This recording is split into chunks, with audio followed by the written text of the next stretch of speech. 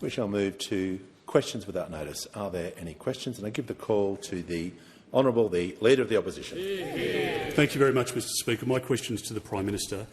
Under this weak Albanese Labor government, interest rates have increased 12 times, energy bills have risen by $1,000, living standards have collapsed, 27,000 businesses have gone insolvent, and we're in a record-breaking household recession.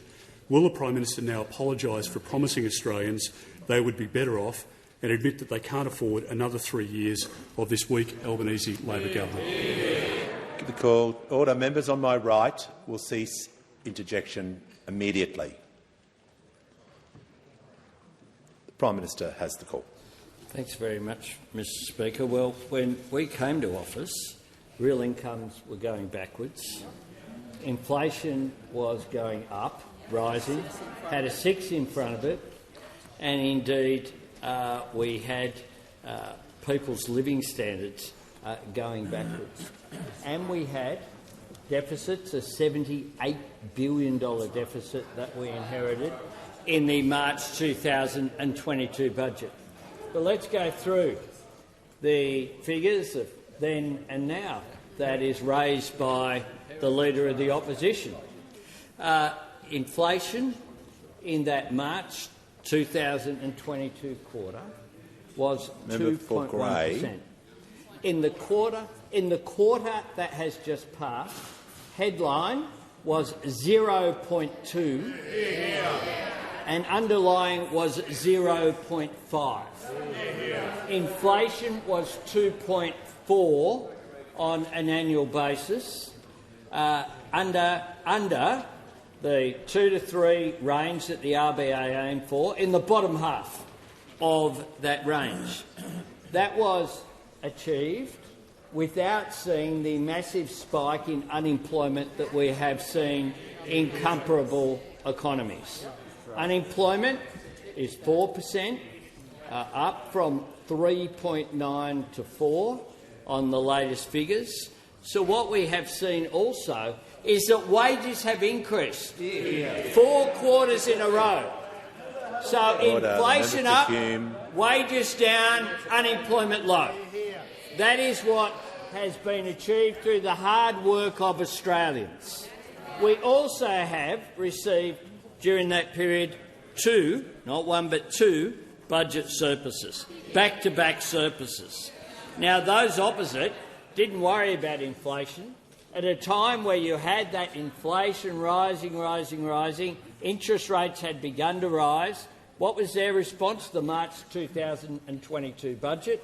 That produced a $78 billion predicted deficit, and deficits each year all the way through. His debut. Order. Order. Members on my right. The manager. Has the Prime Minister concluded his answer? The manager is entitled to raise a point of order, and he shall do so now.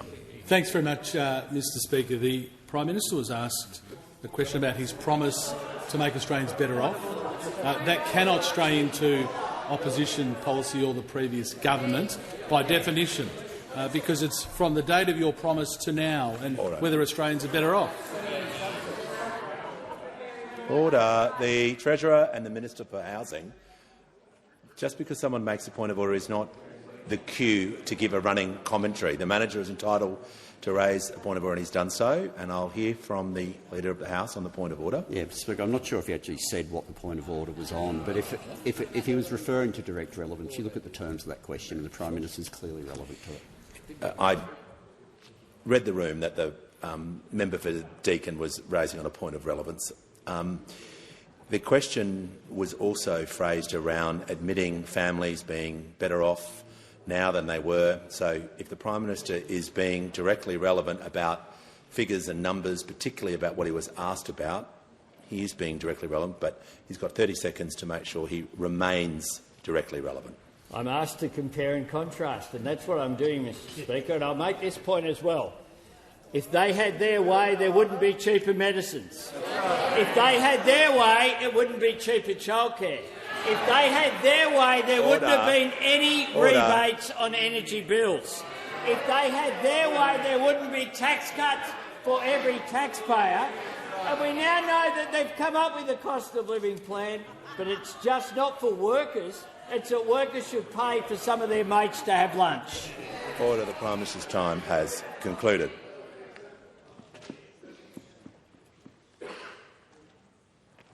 We'll hear from the member for Newcastle.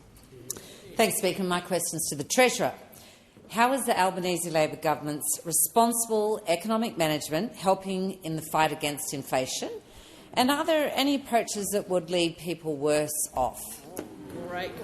Call to the Treasurer. Thanks, Speaker, and thanks to the member for Newcastle for her wonderful work and for her question. Australians together made very welcome and encouraging progress in the fight against inflation, and we saw that in the numbers last week, which were better than expected and better than forecast. Headline inflation is 2.4% in the bottom of half of the Reserve Bank's range. Underlying inflation came down as well. It's now in the low threes on both fronts. That is the lowest we've seen for some years. Now, there's more to do, Mr Speaker. We know that because people are still under pressure.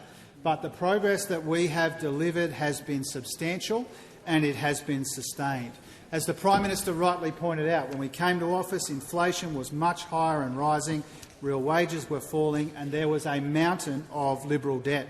And under this Prime Minister, inflation is down, wages are up, unemployment is low. We've delivered 2 budget surpluses, we've got the debt down and we've rolled out cost of living relief at the same time. And that's what it means to manage the economy in a responsible and methodical way. Now, I'm asked about alternatives, Mr Speaker, but it's been almost 3 years now, and those opposite are yet to come up with any costed, coherent or credible policies on the economy. All we've got from them is lower wages for workers and longer lunches for bosses, with the taxpayers to foot the bill, Mr Speaker. He wants workers to pay for bosses' lunches, and he will smash the budget in the process. Now, this is the only kind of policy that could have been agreed at the tail end of a very long lunch, Mr Speaker. You can imagine them sitting around with the blue teeth and the soy sauce on the tie, coming up with the big ideas, Mr Speaker, and either they didn't know how much it cost when they announced the policy or they didn't want Australians to know. They have refused to come clean on the costs of their long lunch policy or what they will cut to pay for that policy. And there's a pattern here. On Sunday, the Leader of the Opposition was asked about whether there'd be cuts in the budget. He said there would be, but he wouldn't tell the Australian people until after the election. Now, this is the very real risk posed by this Leader of the Opposition. If he had his way on tax cuts and wages and energy bills, Australians would already be thousands of dollars worse off, and they'd be worse off still if he wins. And that's what makes this decision that Australians will make this year a very important decision and a very stark choice between an opposition focused on cuts and conflict and culture wars who would make people worse off and take Australia backwards, or a Prime Minister and a Labor government helping with the cost of living, making progress on inflation, managing the economy responsibly and building Australia's future. Call to the Shadow Treasurer. My question is to the Treasurer. Treasurer, unlike small businesses, big businesses like Coles and Woolworths and Qantas can cater in-house in their corporate boardrooms and do so as a tax deduction. How much does this cost the budget? No. Groundhog Day. We're going to reset. I'm dealing with it. I'm resetting the rules yet again. Members on my right, I think it's pretty clear my position after these years. Questions are going to be heard in silence. You mightn't like the content. I'm sure the opposition doesn't like some of the answers either. But we are going. The Leader of the Opposition is going to cease interjecting because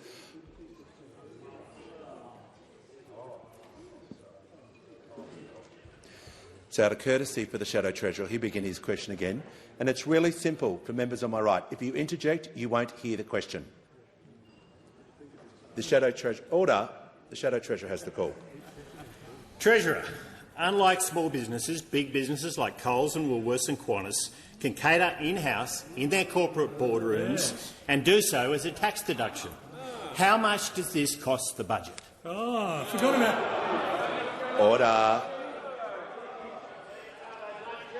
The member for Hume. We've asked the question. Order.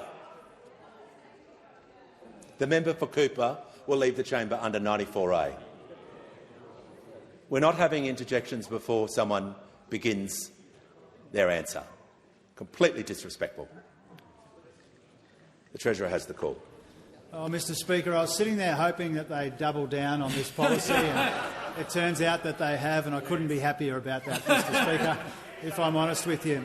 Now, Mr Speaker, 2 points about the Shadow Treasurer's question. First of all, only the Liberal and National parties could see taxpayers and workers funding between $1.6 billion and $10 billion to shout their boss's lunch as an issue of fairness. Only those opposite could see that as an issue of social justice, Mr Speaker, and an issue of fairness. The second point I would make is this, Mr Speaker.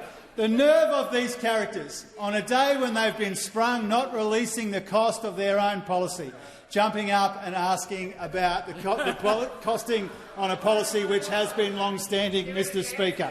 Now, Mr Speaker, the reason that the Shadow Treasurer is losing his cool again, just like he did when the good inflation numbers came out, is because— Order. Members on my right. The manager on the point of order. Well, Mr Speaker, it's on relevance. The Treasurer was asked for a number. Has he had it costed? If he doesn't, he should sit down. Order. Leader of the House on the point of order. Mr Speaker, the question went to the capacity of a business to claim on lunches. That's the concept that the question went to, and that's exactly what the Treasurer is referring to. Yeah. A question can't demand that it can only be answered in a particular way. A question simply has to be, the minister has to be relevant to it. The question was a tight question. It was about a number, and I appreciate the Shadow Treasurer would like an exact figure, would perhaps like a direct answer. Order. Order. The Leader of the Opposition yelling at me is not helping this situation. I can't make, under the standing orders, the Treasurer give the figure that you would like. What I can do is make sure he is being directly relevant, so that is not straying into opposition policy, that is not moving into alternative approaches, because he wasn't asked about those.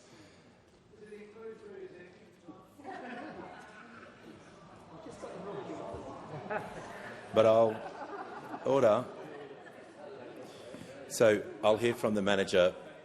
Thanks, Mr Speaker. And just for the avoidance of doubt, we don't necessarily demand a number, as you suggest, but what we do ask is that the Treasurer is directly relevant to whether he has had it costed. Yeah. Order. The manager is entitled to state of, and the Leader is entitled to respond to it if he wishes. Okay. So we're all in agreement, which is good. Thank you, Manager. We're just going to have to make sure the Treasurer is directly relevant to the question he was asked about, which means he can comment about aspects of the question, and if he wishes to give the number, perhaps he shall do so. He has the call. Thank you, Mr Speaker. The only party in this parliament proposing to change the arrangements for tax breaks for long lunches is the opposition. And that's why it is the costing before the parliament today. And the reason that we have highlighted, Mr Speaker, the costings that those opposite fail to provide is because when they don't come clean on the costs, it means they won't come clean on the cuts. Right. That is the point I'm making, Mr Speaker. Now, we have chosen to support small businesses in a much more responsible way, and the way that we're— The Treasurer will resume his seat, so the Leader of the Opposition will be— Order. The Minister will cease rejecting. The Leader of the Opposition on a further point of order. Thank you, Mr Speaker. You gave a very definite direction to the Treasurer. It was a tight question.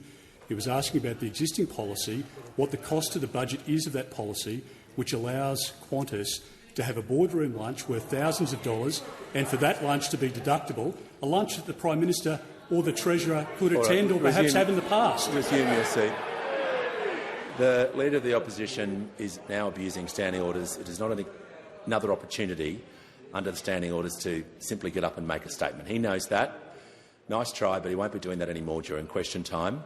Equally so, the Treasurer, if he's not going to be directly relevant, he cannot talk about opposition policy. He needs to refer to the question he was asked. Otherwise, I shall sit him down. So the Treasurer, in continuation, for 1 minute 25. Thank you, Mr Speaker. The reason that number is not in the budget is because we're not changing the arrangements. That's the point that I'm making. The only change that's being proposed is the change being proposed by those opposite. Now, Mr Speaker, we are supporting small businesses in a more responsible way, with help with energy bills that they opposed, with an instant asset tax write-off that they tried to hold up in the Senate, with help for cyber security, and with competition policy and in other ways. Now, Mr Speaker, I know that they are terribly embarrassed today because they couldn't hand in their homework. They either didn't know or wouldn't say how much their policy costs. We've done their homework for them. The policy that they are trying to inflict on the Australian people would have workers shout lunches for their bosses and would smash a $10 billion hole up to in the budget as a consequence.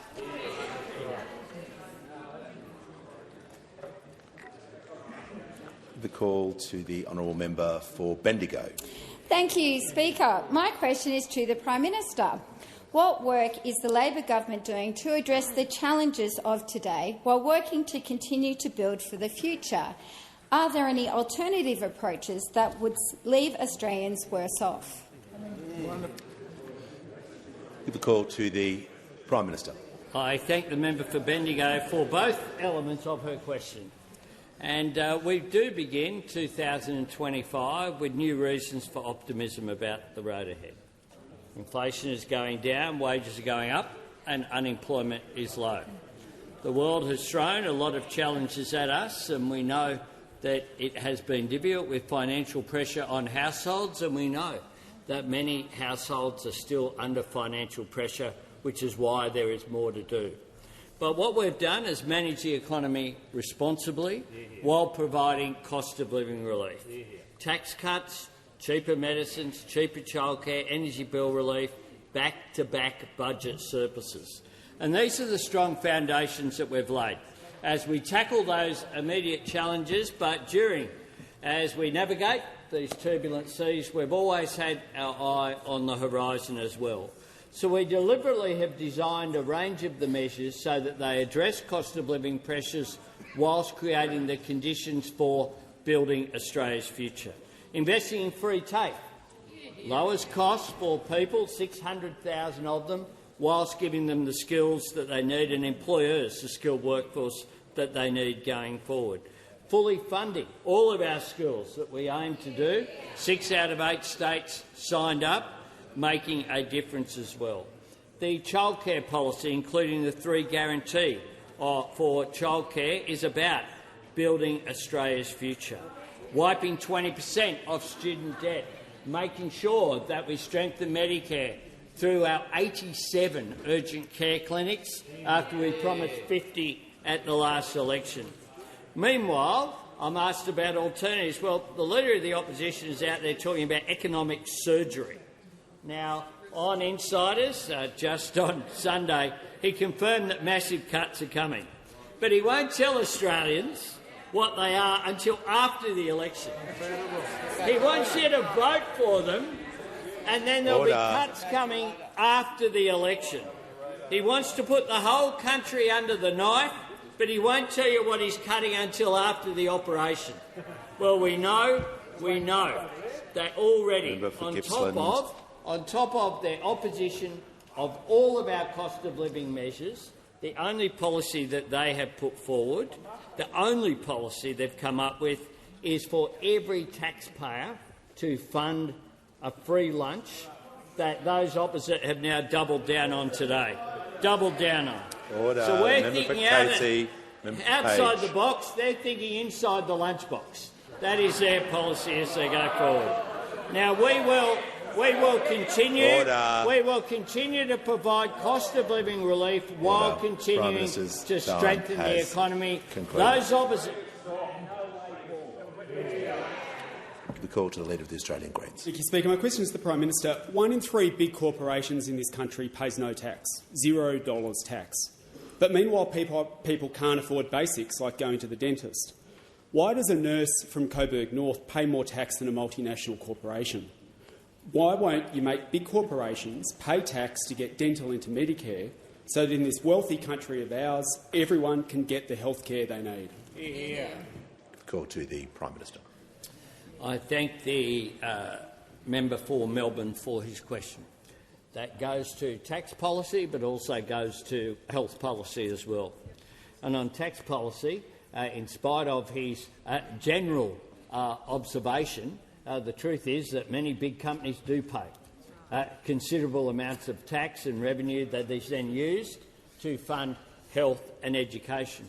But one of the things that we did around about this time last year, and the member for Melbourne will recall those opposite saying that they would oppose it, absolutely, and then they would roll it back before they said that we should call an election at this time last year, even though actually the Constitution doesn't allow that to happen, but we won't worry about that. They said we should call an election. They were so hostile to nurses and other workers benefiting. Now, what we did was we took the tax cuts that were primarily aimed at the top end and we redistributed those to people on low incomes, but targeted particularly Middle Australia, because we understood that they were under financial pressure. So we delivered the change through this parliament, and those opposite don't talk about that anymore. They said they would reverse it. They said they would reverse it and reinstate those tax cuts for the high end, and we await a policy at some stage, apart from their free lunch policy, and we await the costings of them apart from their nuclear policy. But I'm asked also about health care, and we understand that provision of health care and universal health care is so important. That is why we tripled the bulk billing incentive. That is why we've opened 87 urgent care clinics. That is why we're concentrating on what our system is, which is primarily responsible for primary health care, because we understand that that's the way as well that you take pressure off emergency departments and enable people to get the health care that they need. And that stands in stark contrast to the record of the Leader of the Opposition, who of course wanted a GP tax every time people visited a doctor, wanted a tax every time people visit a hospital, ripped $50 billion out of the hospital system. We on this side of the House will always look to do more when it comes to health care. We will look at sensible ways of being able to move forward, because we understand how important that is. And it's one of the great divides in Australian politics. On the weekend we celebrated the 41st birthday of Medicare, proudly created by Labor, always strengthened by Labor.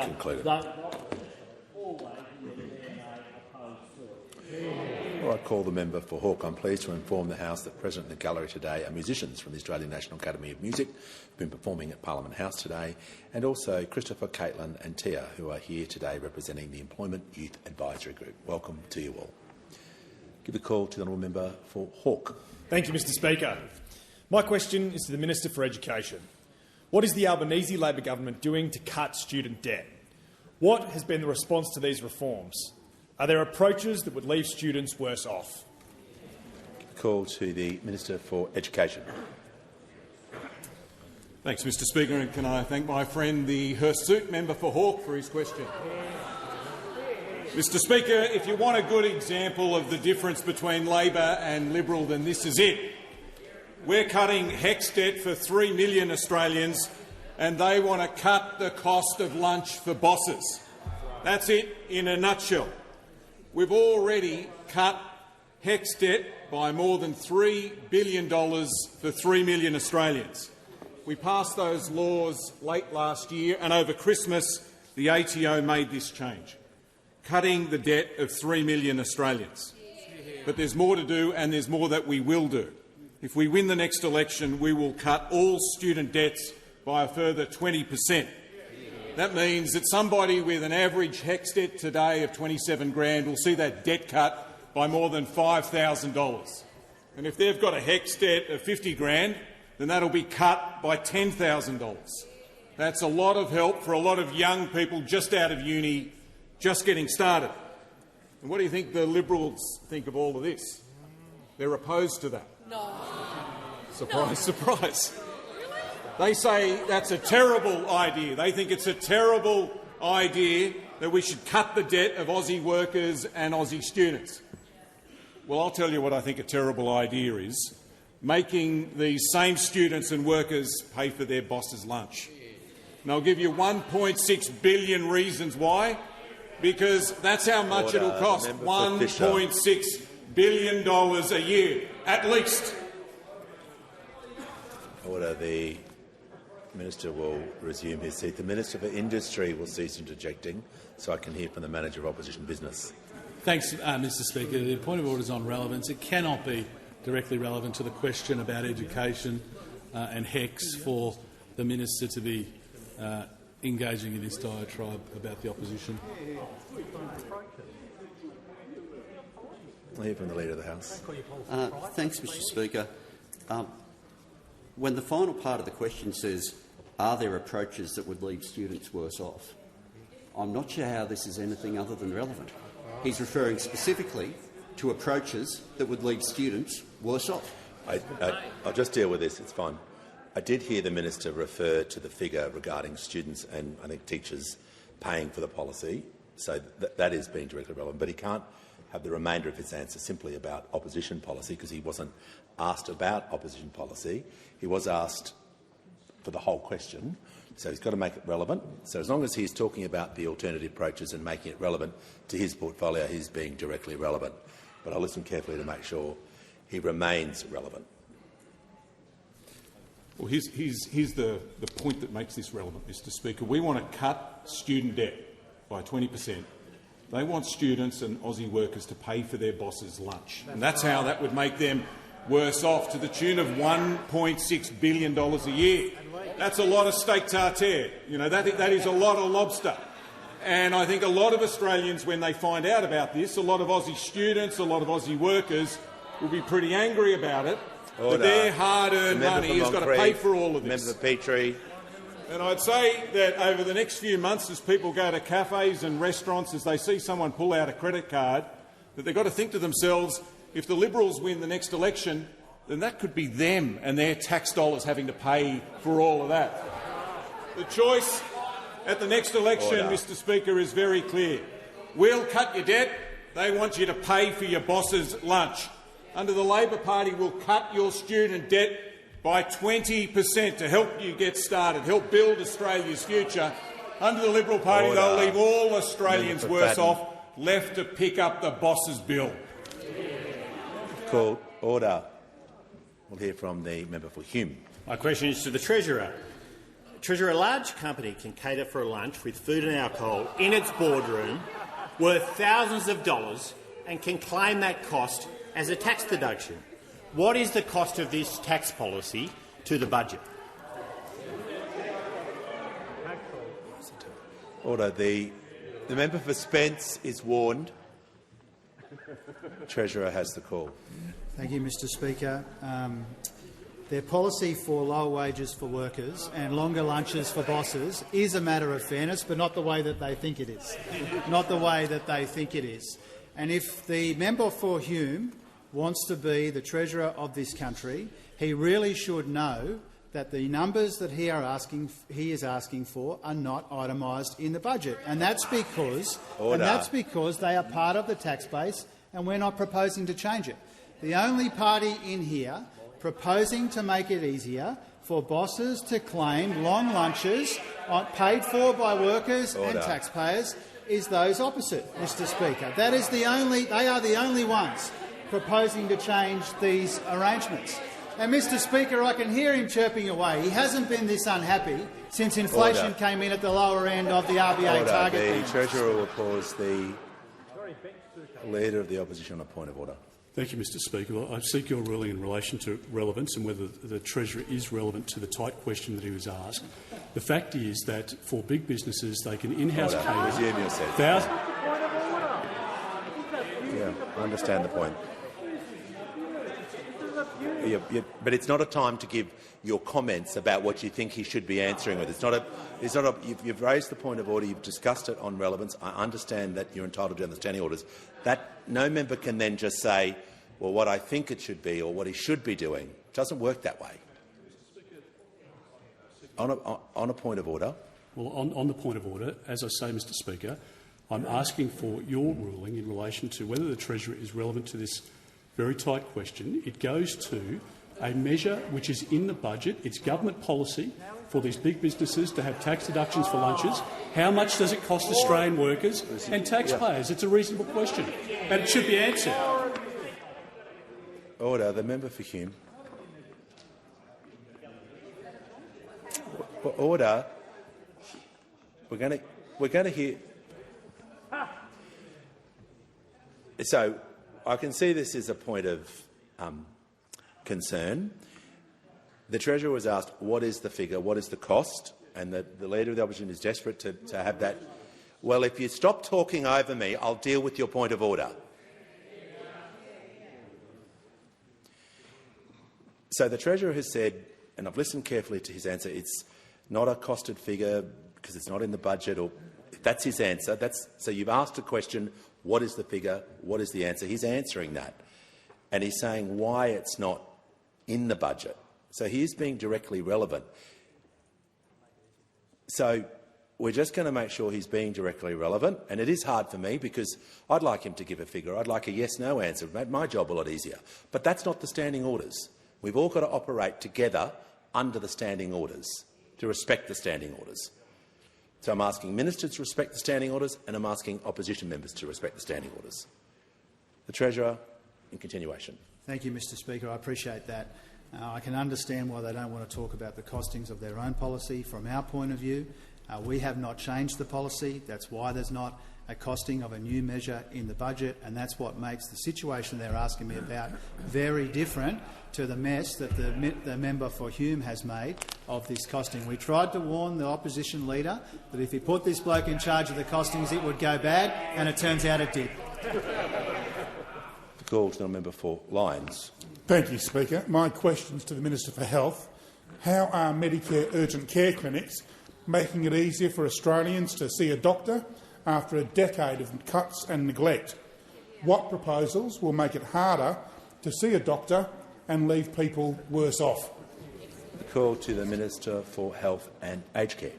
Thank you, Speaker, and thank you to the member for Lyons, not just for his question but for terrific service over the last 9 years in this place. He remembers that at the last election we promised 50 urgent care clinics across Australia, and we've delivered 87 of them, open 7 days a week, extended hours for walk-in patients, Mr Speaker. Already they've seen more than 1.1 million patients, 1 in 3 of them kids under 15, 1 in 3 of them seen over the weekend, but every single one of them fully bulk billed, Mr Speaker. And the member for Lyons and the Tasmanian Government, must be said, argued strongly for a clinic to be opened in Bridgewater, north of Hobart, Mr Speaker, and I was delighted to visit that clinic with the Minister for Agriculture and the terrific Rebecca White in early December in its first couple of weeks of operation. And already it is making a real difference to that community, Mr Speaker. One member of that community, Hayley, said online, she said, "I took my son here for an injury in December. He was seen by the nurse and treated by the doctor within an hour of arriving. Certainly better than waiting in the Royal Hobart for 8 hours, Mr Speaker." And that's the point. That's the point. Not just delivering high-quality urgent care in the community, but also relieving pressure off local emergency departments. But while this is making a real difference, Mr Speaker, the Prime Minister and I have both said that we do need to do more to keep strengthening Medicare after a decade of cuts and neglect. But we also know that all of this progress, like urgent care clinics, is under threat from the Leader of the Opposition, who has opposed all of our investments in Medicare. On Sunday, he quite openly said that if elected as Prime Minister, he would go about cutting services. He just would not fess up about which ones. Well, We know, Mr Speaker, that he'll go after Medicare, because that's exactly what he did when he last had the chance as Health Minister, when he famously said there were, in his opinion, too many free Medicare services. That must be why they describe free urgent care clinics as wasteful spending, Mr Speaker. Well, we can have no doubt. Under a Dutton-led government, the urgent care clinics will close, and hundreds of thousands of Australians like Hayley and her son and others will be forced back into waiting hours upon hours in crowded emergency departments. And for what, Mr Speaker? Not just because they've never really supported Medicare, but because this man favours long lunches on the taxpayer dime over free urgent care. This man has to find $600 billion for his nuclear power stations instead of investing in health. And that is why Australians are never going to trust this man with Medicare. Call to the Honourable the Deputy Leader of the Opposition. My question is to the Prime Minister. Prime Minister, by what percentage has the cost of food increased since the election of the Albanese Labor government? Call to the Prime Minister. I thank the member for her question. And indeed, it goes to cost of living and it goes to inflation. And what we know is that inflation is now at 2.4%, less than in the bottom half of what the Reserve Bank range of 2 to 3% their target range is. And we know that when we were elected, it had a 6 in front of it. And, of course, the price of all goods and services feed into those inflationary figures, Mr Speaker. We know as well that the underlying rate is down to 3.2. And we know as well that the response of those opposite has been to never be more upset than when inflation was going down.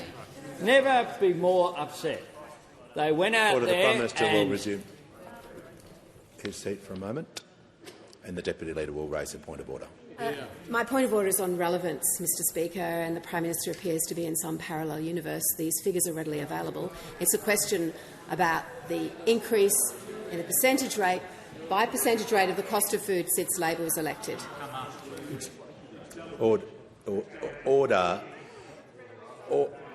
The Minister for the Environment, the Leader of the Opposition, is just going to cease their helpful remarks. The Prime Minister was asked once again during question time for a specific figure, for a number, for a fact, a figure. If the Prime Minister wishes to release that figure or perhaps wants to talk about the topic regarding the impact on that figure, which inflation would be a relevant impact, he can't talk about other things that aren't relative to the question. It was a very short question. There's not a lot of scope for the Prime Minister to go wide range here, but so far, with talking about inflation and talking about the impact that that's having on the question, I think anyone would agree is directly relevant. So just ask the Prime Minister to continue to make sure he's directly relevant. We understand that inflation has an impact on households. That's why we have acted. That's why we've acted to make sure that inflation is brought down. That's why, in addition, we've taken action against supermarkets, including the mandated code of conduct that we have brought in. That is why, across the board, we are taking action on cost of living. That is what our government has been focused on. And the Deputy Leader of the Opposition, along with the rest of her team, has opposed all of the cost of living measures that we have put in place. And in addition to that, one of the things that has helped to bring prices down and bring inflation down is the fact that we turned a $78 billion Liberal deficit into a $22 billion Labor surplus, and backed that up with a second surplus. So whether it's cost of living relief, whether it be action against supermarkets— The Prime Minister, well, the Deputy Leader, I will, out of courtesy, give her the call. Mr Speaker, I seek your ruling as to whether the Prime Minister is in order with his remarks, following your earlier directing him back to the question. The Leader of the House. Mr Speaker, two things. One, members can rise on a point of order. This concept of rising on a ruling is not anywhere in the standing orders. Secondly, when we're talking about food prices, I don't know in what universe action on supermarkets is not directly relevant to that. There's only one point of order allowed. If you're not happy with the way I've handled a situation, any member can take action then. But to simply come back in the future and go, can you further clarify a minute later what your decision was, well, that's not practical and that's not common sense. And no speaker has had to deal with that before. So we're just going to make sure that the Prime Minister is being directly relevant. I was listening to, before he was interrupted, about supermarkets or impacts. So, yes, I can appreciate it's a short question and you want a number and you want a figure. As long as he's being directly relevant, we've got to make sure that everyone follows the standing orders. The Prime Minister. Thanks, Mr Speaker. So we have had a multifaceted approach to this. We have sought to bring inflation down through a range of measures by ensuring that our cost of living support is also having a downward impact on inflation. In addition to that, we've had stronger action against supermarkets to make sure that instead of having a voluntary code of conduct where they all just sit around and voluntarily, which is what we inherited from those opposite, we've introduced a mandated code of conduct. And the third, which they voted against, I'm reminded. So we'll continue to take action to help Australians.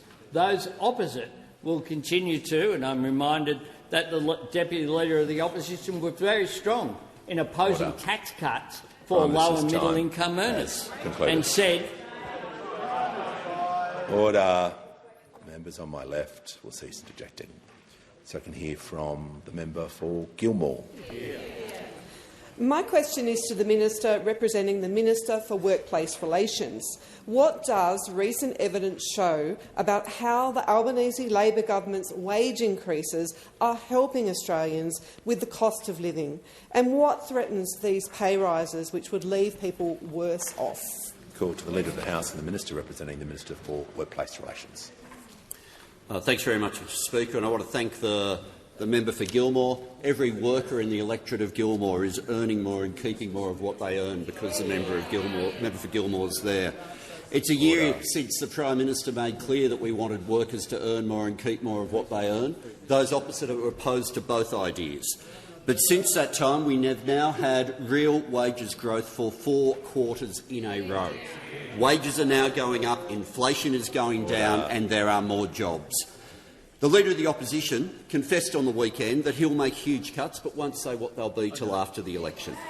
We already knew about $350 billion in cuts, another $600 billion to pay for his nuclear scheme.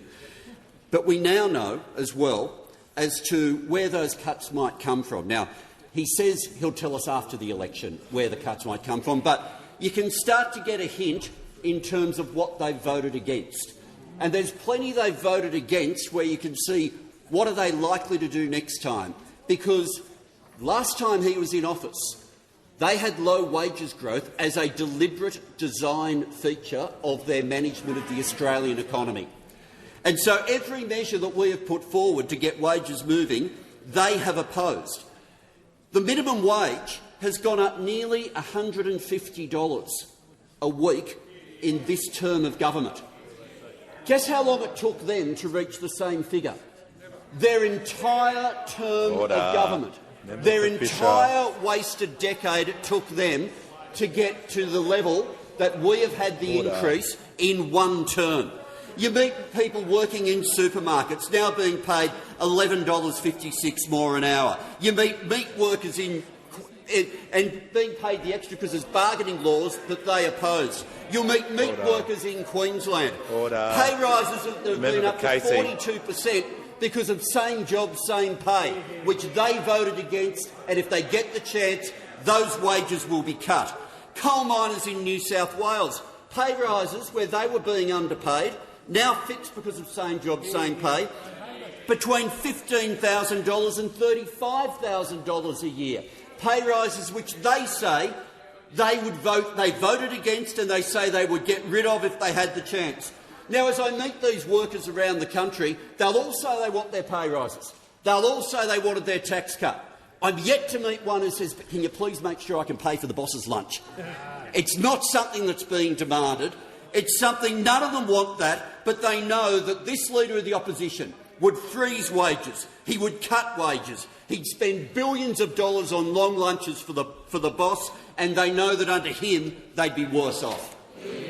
Call to the Shadow Treasurer. Thank you, Mr Speaker. My question is to the Prime Minister. Under this bad Labor government, Australians' living standards have collapsed by 8.7%. This is the biggest collapse on record and bigger than any other peer economy. Will the Prime Minister now apologise for promising Australians they would be better off and admit that Australians can't afford another 3 years of Labor? Call to the Prime Minister. Thank you. I'm asked about the impact of policy on people's living standards. And I make this point, that if the Leader of the Opposition and the Shadow Treasurer had his way, Australian families would be $7,200 worse off than they are today. We inherited. Order. The members on my left will just cease interjecting. I'll explain it for the Shadow Treasurer. See, under you, when inflation's going up but wages are going down, people are worse off. Now inflation's going down and wages are going up. That's what lifts people up, and that is what we are achieving. We understand that we inherited a system where inflation had a 6 in front of it. We know that people were really struggling. Interest rates started to go up under them. And we know that global inflation has had an impact as well due to a range of measures, including the long tail of COVID. That is why we have taken action. That is why we produced a tax cut for every taxpayer. And without our tax cuts, 84% of taxpayers would have been worse off. Under their system that they maintained support for and they said they would go back to, 84% of taxpayers would have been worse off, and 2.9 million taxpayers wouldn't have seen a cent. Without our cheaper medicines that they opposed, Australians would have been $1 billion worse off, and the most vulnerable Australians are amongst them. Without our Medicare urgent care clinics, 1.1 million Australians wouldn't have got a free doctor's appointment.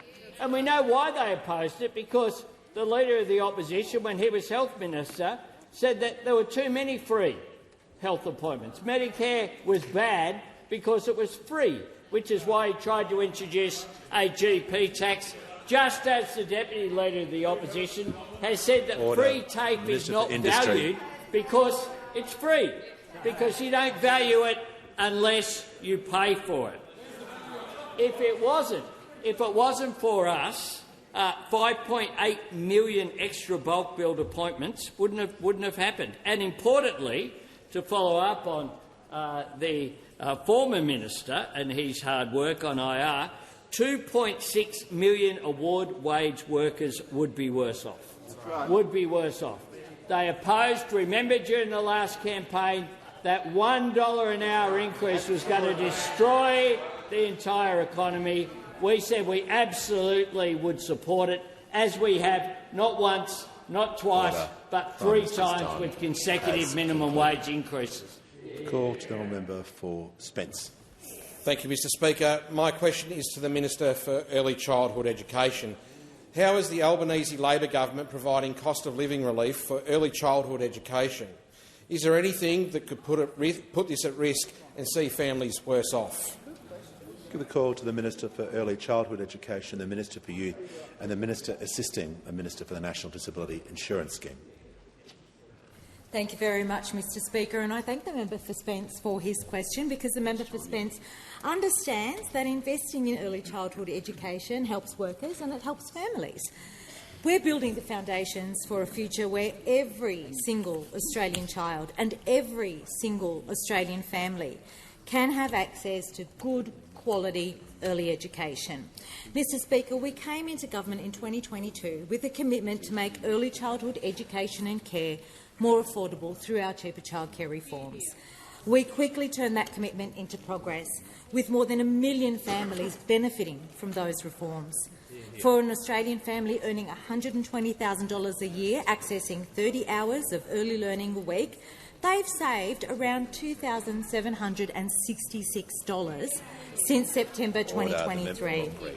And, Mr Speaker, out-of-pocket expenses are still lower. They're lower today than what they were before our cheaper childcare reforms.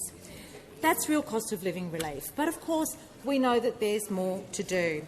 And that's why we're continuing to put downward pressure on fees through our fee caps, 4.4% in the first year, 4.2% in the second year, as part of our worker retention payment.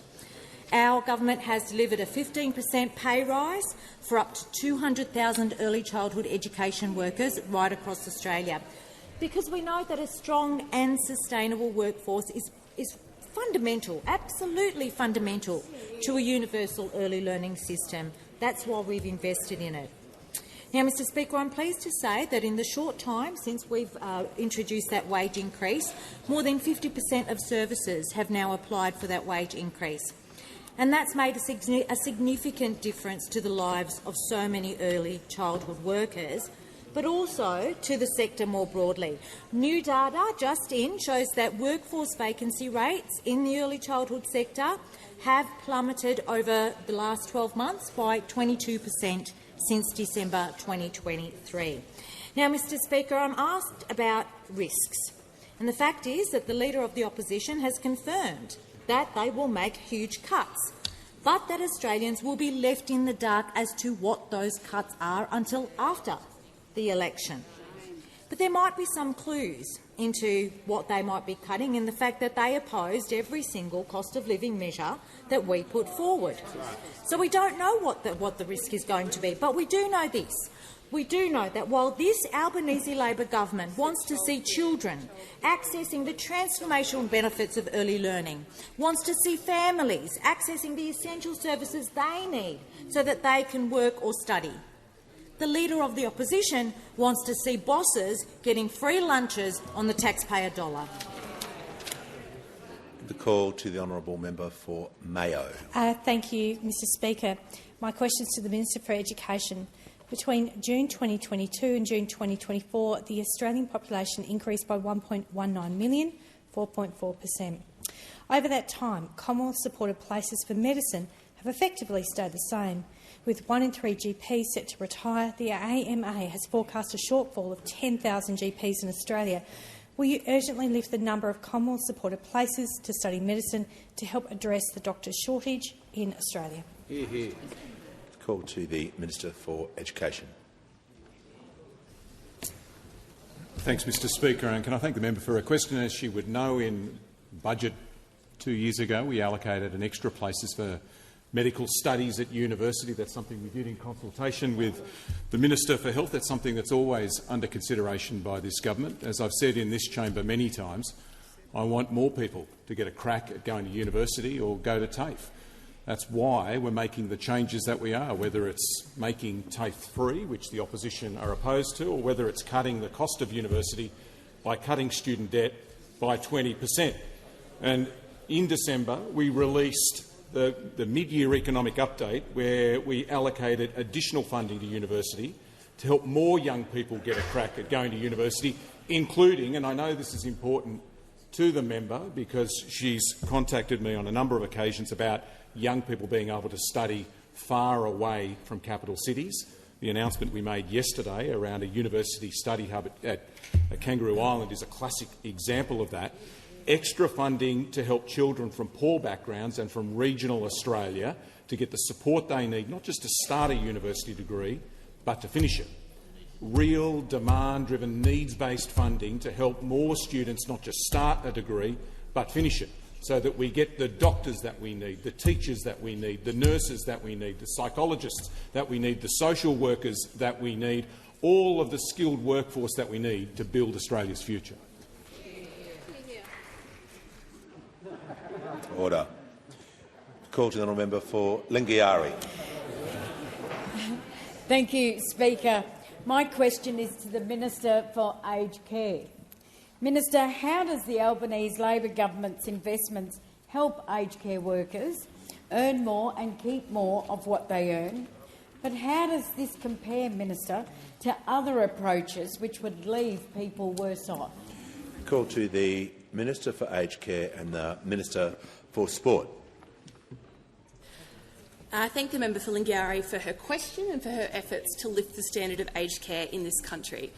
Mr Speaker, before the last election, we promised more nurses who would be better paid in order to better care for those who need it most in this country. And we said, if elected, a Labor government would put our money where our mouth is. And we've done exactly that. $15 billion for increases to aged care workers' pay.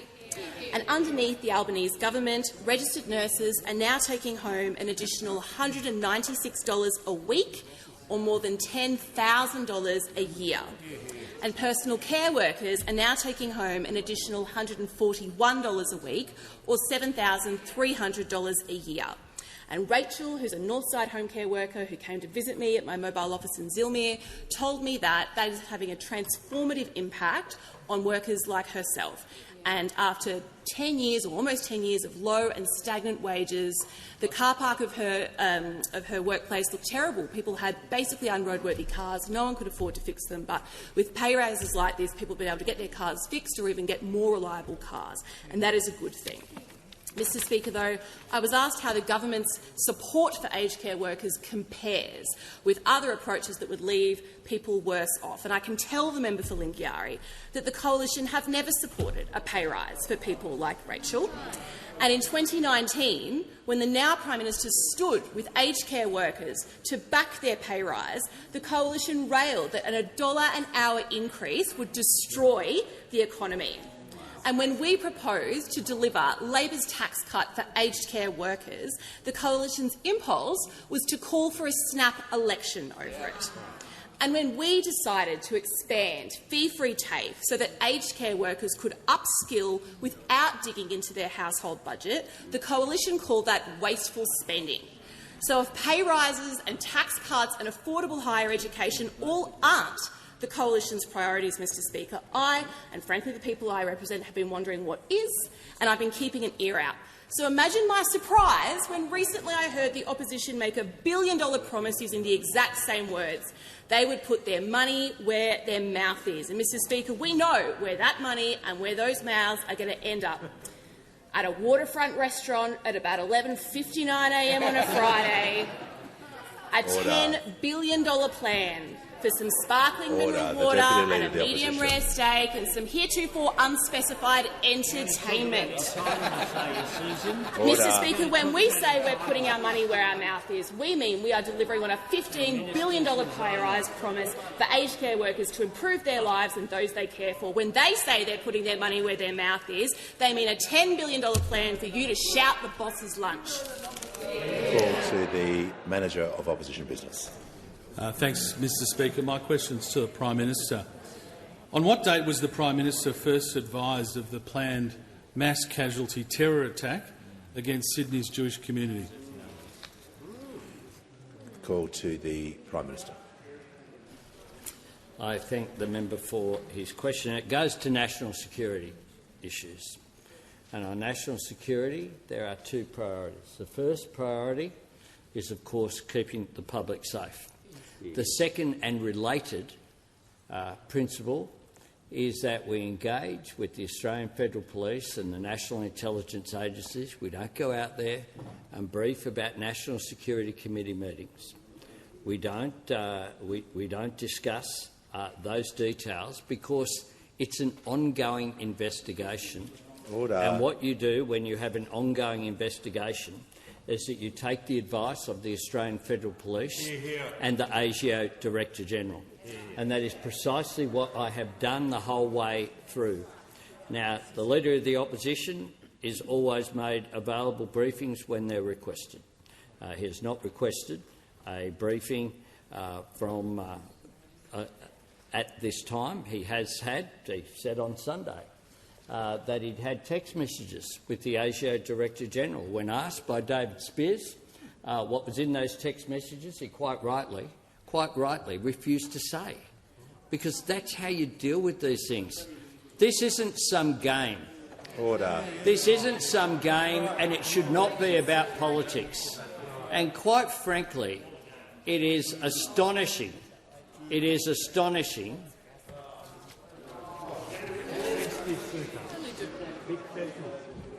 Order. The manager on a point of order. Well, thanks, Mr Speaker. On relevance, we've asked for the date, not the detail, the date. And Premier Minns made the date clear, so I'm sure the Prime Minister is not accusing Premier Minns of having done anything improper. The Prime Minister is being clear about the question he was asked, in particular giving reasons perhaps why he's not releasing that date. So he is being directly relevant, and it's up to him whether he chooses to release a date or he talks about the question and why that is the case. The Prime Minister has the call. Yes, Mr Speaker, there are some people who in the past have understood why these issues are important, that we back up our national security agencies rather than seek to undermine them. And one of those was indeed quoted in February 2022 when the former government was in place. The Chair of Parliament's Joint Committee on Intelligence and Security, the Liberal Senator James Paterson, has rebuked the Defence Minister Peter Dutton for referencing classified information during last week's hyper-partisan brawling over national security. Of course, that was when the Leader of the Opposition was claiming both open source and other intelligence IC confirmed that Labor was somehow, according to him, Beijing's pick at the 2022 election. That, of course, was before he became pro-China just last week. Call to the honourable member for Aston. Thank you. My question is to the Minister for Skills and Training. How has the Albanese Labor government made training— Order. Order. The same rules apply across the chamber. We're just going to ask the member for Aston to begin her question again, and she'll be heard in silence. The member for Aston has the call. Thank you, Speaker. My question is to the Minister for Skills and Training. How has the Albanese Labor government made training more affordable so Australians get the skills they need for the jobs they want? Are there any proposals for TAFE and skills for Australians that would leave them worse off? Give a call to the Minister for Skills and Training.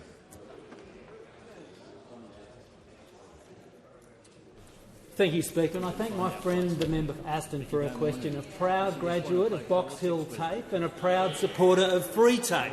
She knows that the Albanese government has delivered free TAFE to almost 600,000 Australians, and that by removing financial barriers, free TAFE is helping Australians to gain skills they need and to build Australia's future. Now, the free TAFE Senate inquiry has now received dozens of submissions highlighting the positive impact of free TAFE. The Australian Nurses and Midwives Federation highlighted the case of Christy Armour, a proud Gamilaroi woman who's completed the Diploma of Nursing. And she says this: the fee-free funding has been amazing, and the money I've saved will go towards paying for my Bachelor of Nursing. Plus, studying for my diploma with TAFE Queensland means I'll knock a year off my bachelor studies. What a great story. And TAFE Directors Australia shared the story of Estelle Wiley, who's just completed a Certificate 3 in Individual Support at TAFE. And she says this: if it wasn't for fee-free TAFE, I wouldn't have been able to do the course in the first place, as I wasn't in a position to pay for training at the time. She goes on, it's pretty much set me up with a career. Again, a great story that members' officers should be listening to. And they should also think about how much students are saving. In Victoria, a student doing a diploma of nursing— Just going to stop it with the unparliamentary remarks and mean comments. It's just unbecoming. Minister will be heard. Thank you, Speaker. Let's think a bit more about Estelle and Christy and all of the people like them, 600,000 people who could be saving more than $17,700 doing a Diploma of Nursing in Victoria, or $5,200 doing a Cert 3 in Agriculture in Queensland. Real savings for people getting skills we need. Now, free tape is making a difference, and that is why we are going to make it permanent. But the Liberals call it wasteful spending. The Leader of the Opposition here says he's going to cut wasteful spending, and we know that he will cut free tape and make you worse off. The Shadow Assistant Minister for Education has let the cat out of the bag at the Senate inquiry when he asks, would the South Australian government continue to fund free tape if the Commonwealth were to reduce its funding? And of course this is no wonder, because the Deputy Leader of the Opposition has said that, and I quote, "It is a key principle and tenet of the Liberal Party that if you don't pay for something, you don't value it." And it's not just free tape the Liberal Party don't value. It's public education writ large, it's Medicare, it's the NDIS, it's public hospitals. Australians will be worse off under the Liberal Party and the Leader of the Opposition, who will cut free tape but spend billions of dollars on long lunches for bosses. And that means there is a very clear choice at this election. The Liberals will cut free tape and make Australians worse off, whereas under the Albanese government, free tape is here to stay. Calls no member for Warringah. To the Prime Minister, you spoke earlier of the Queensland floods. We're seeing yet again the impacts and escalating risks of climate crisis. Over in the US, the Californian wildfires the damage will exceed $135 billion. Clearly, we cannot ensure our way out of the climate crisis. Action on preparation and resilience must occur now. Will the government commit to a round table to bring together construction, insurance, banking, local government, civil society to ensure better investment in climate resilience and adaptation? Call to the Prime Minister. I thank the member for Warringah for her question and for her genuine commitment to action on climate change. And the member should be pleased to know that we're doing precisely along the lines in which she asked in her question. We're developing both the National Adaptation Plan as well as National Risk Assessment as we speak. We know that the impact of climate change is meaning, whilst Australia has always had natural disasters, if you look over a period of time, they are more intense and they are more frequent, and that is occurring as we speak. We have made sure as well that we're addressing the issue of insurance availability.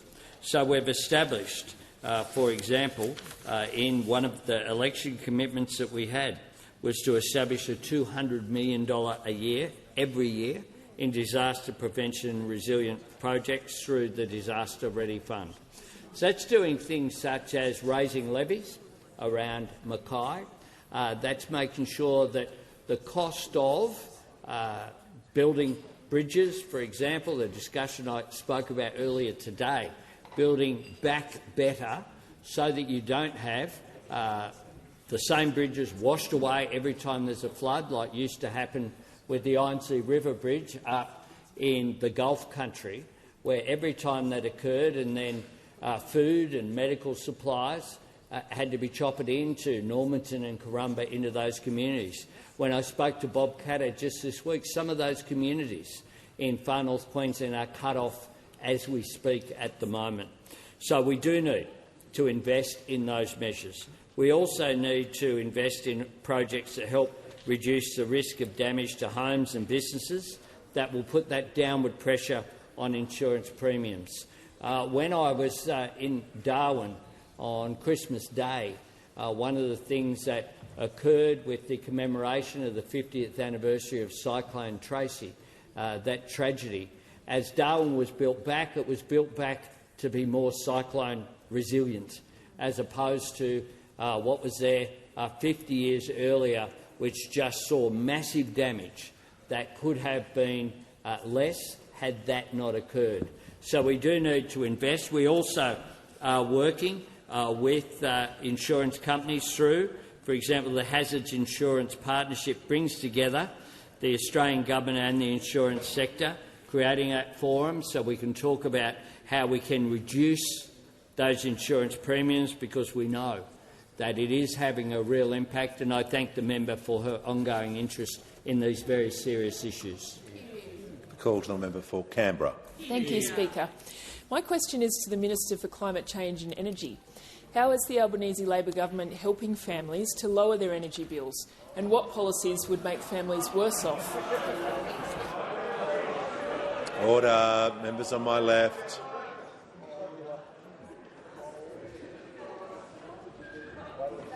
Order. Give the call to the Minister for Climate Change and Energy.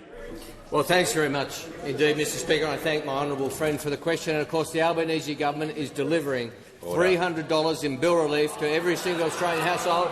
Those opposite disparage it and they oppose it, but we know it makes a meaningful difference. But we know there's a lot more to do. And we know we need more energy in the system. And the House has heard me say before that over the decade of the coalition government, we saw 4 gigawatts of dispatchable power leave our grid, and that left us very exposed. And I can tell the House today, for the first time, Mr Speaker, in the first sitting day of 2025, I can tell the House that unlike the opposition, which saw 4 gigawatts leave the grid over their decade, over the last 3 years we have now seen 4 gigawatts of dispatchable energy enter the grid, Mr Speaker. Off under them, on under us. And that's in addition to 15 gigawatts of renewable energy as well, Mr Speaker. We know that we need more electricity for more reliability and for lower prices. Now, the member asked me what policies might see bills go up, and to be fair, the opposition's had some pretty big news as well, Mr Speaker. Just before Christmas, after a long wait, we finally saw their final nuclear policy. I wish I could tell the House it was worth the wait, but I'm afraid I have to tell the House it was an absolute Barry Crocker, Mr Speaker, of a costings document. First, in order to pretend that nuclear is cheaper, they had to assume a smaller economy. They actually said, we think the economy will be $4 trillion smaller by 2050. I mean, well done. Congratulations. I wish we'd thought of that. Less electricity costs less, Mr Speaker. That's their entire policy. If you produce 40% less electricity, maybe it's around 40% cheaper. I don't know how those geniuses came up with that, Mr Speaker. But then there are other problems. The Leader of the Opposition was out on his little interview on Sunday, which went so well, and he was asked about energy prices, and he said, well, the 44% reduction in the model delivering of an energy system, you would expect a 44% reduction or of that order being passed through in energy bill relief. So he says that's going to come off bills.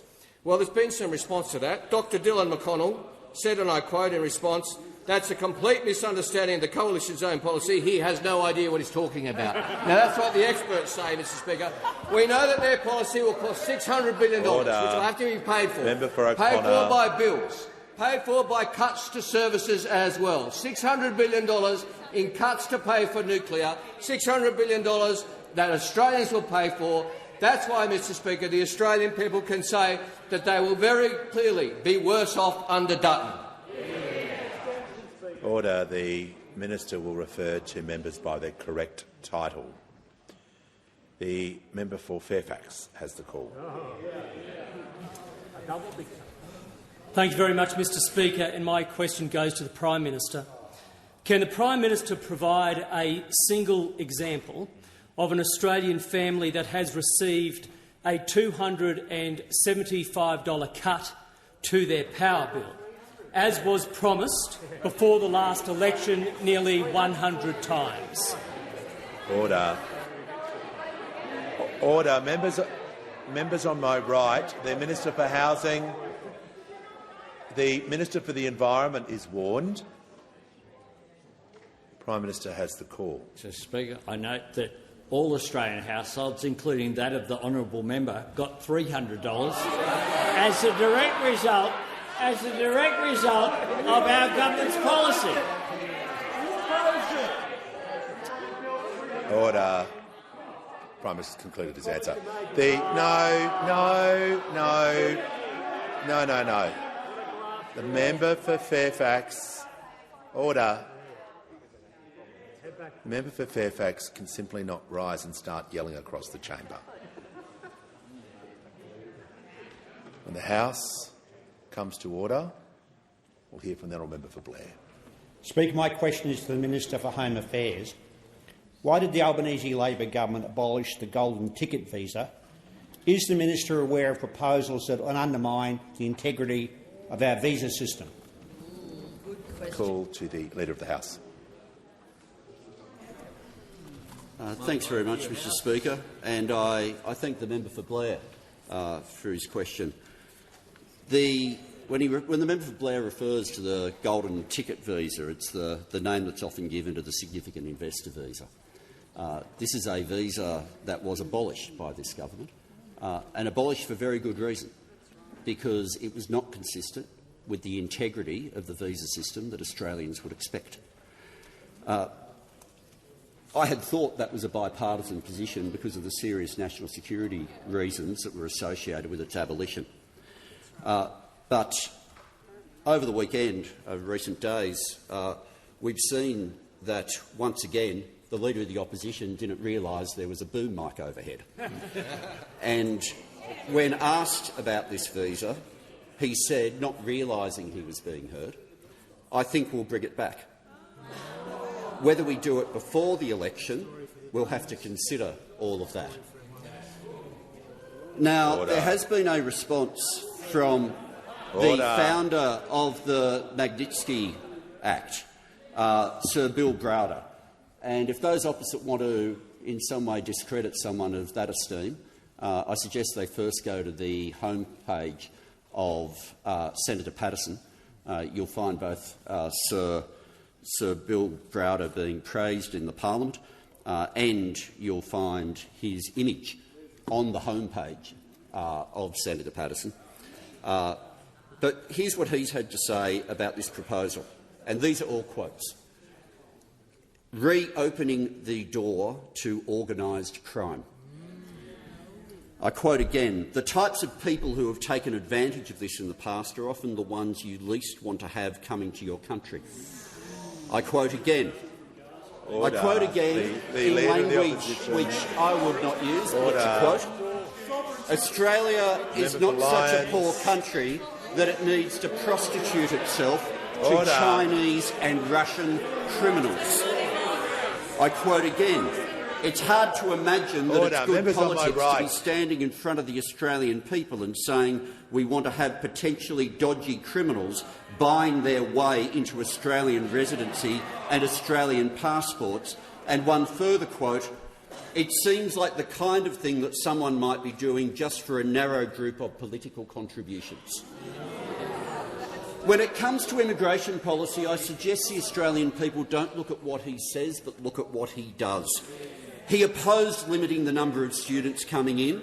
He issued more visas than any other minister in history, and now he is wanting as policy cash for visas. Order. Prime Minister has the call. The minister's concluded his answer. I'll call the manager on a point of order. Yeah, just Prime Minister can. We'll get to the Prime Minister, but I'll hear from the manager first. Oh, thanks, Mr. Speaker. That was a very clear reflection on members on two occasions from the Leader of the House, and I ask that you direct him to withdraw them. What did he say?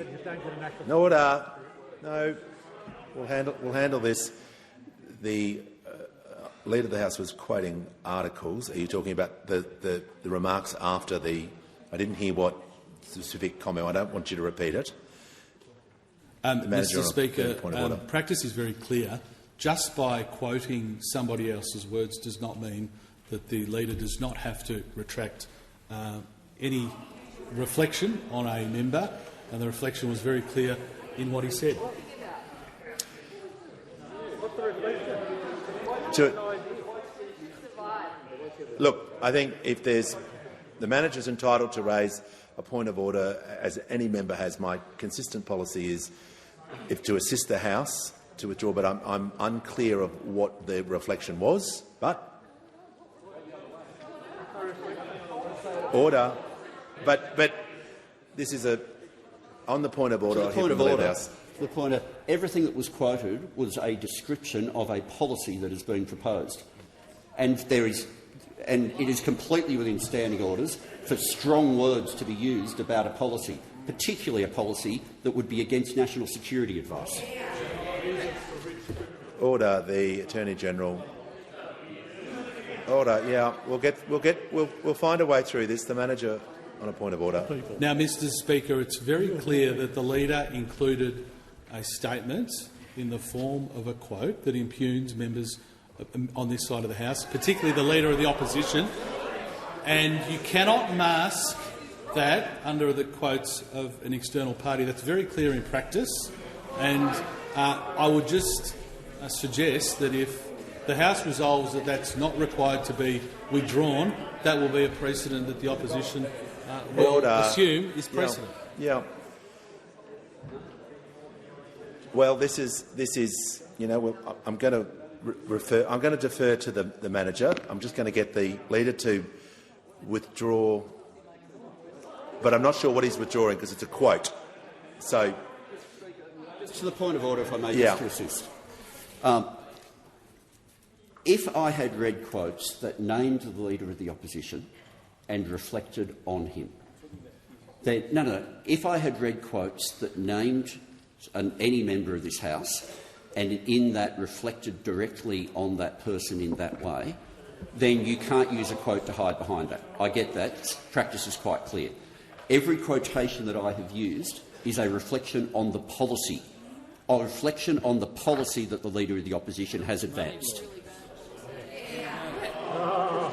Yeah. Order. Order. Members on my right, we're going to hear from the Leader of the Opposition. Thank you very much, Mr Speaker. Well, if it helps you, and again we're not with the proof of Hansard, but there was a statement that was made, not a quote, a statement that was made by the minister at the end of the quotations, which did impugn character, which was offensive, and I ask him to withdraw it. Look, to assist the House and the Leader of the House. The term cash-for visas is how the significant investor visa works. You get the visa on the basis you are bringing millions of dollars. That's how it works.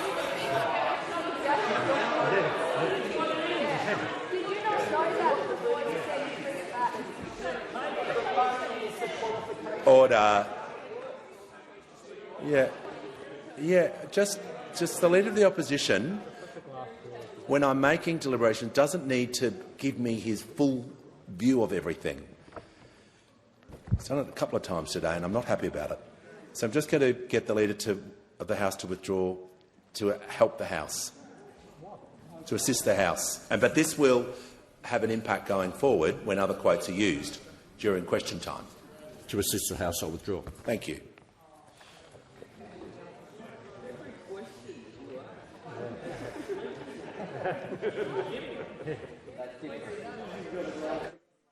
Order.